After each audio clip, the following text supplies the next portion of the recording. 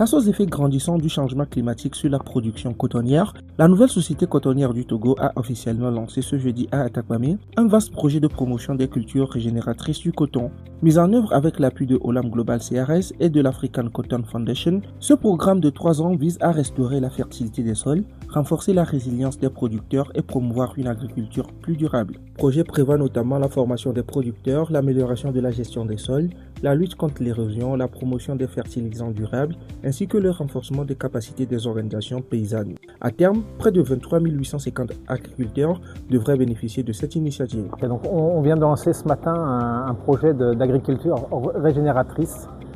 Effectivement, on sait que depuis plusieurs années maintenant, on a des problèmes de changement climatique qui sont réels, qu'on voit chaque année avec nos producteurs. Et ces changements climatiques ont un impact négatif sur la qualité des sols, la santé des sols. Et donc cette agriculture régénératrice, justement pour voir comment on peut apporter des solutions pour qu'on ait des sols qui soient en bonne santé. Un sol qui est en bonne santé permet de produire des bons rendements.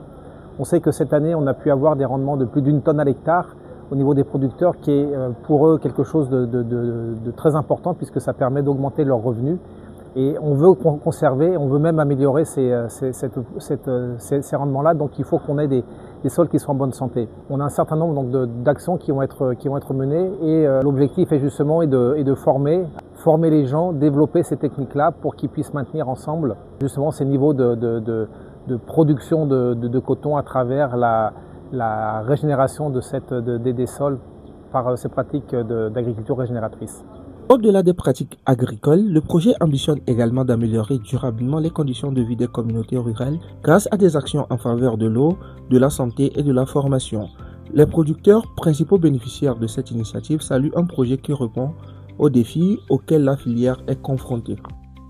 Je pense que ce projet est le bienvenu pour pouvoir accompagner les producteurs pour améliorer un peu notre productivité parce que au jour d'aujourd'hui, avec le changement climatique, nous souffrons beaucoup parce que nos terres sont tellement faibles et le rendement qu'on trouvait sur l'hectare, on ne le trouve plus. Je pense qu'avec ce projet de Bokashi, ça peut aider beaucoup de producteurs à rentabiliser et avoir au moins 2 tonnes, voire 1 tonne 500 à l'hectare.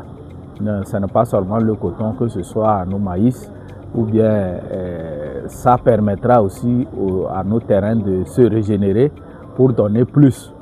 Pour ce qui concerne l'accompagnement de la FN, c'est de motiver les producteurs qui vont suivre la formation, le relais sur le terrain, de le mettre en pratique et nous serons à leur côté pour les encourager pour l'utilisation. Souvent, nous les producteurs, on veut voir que vraiment est-ce que ça peut réussir.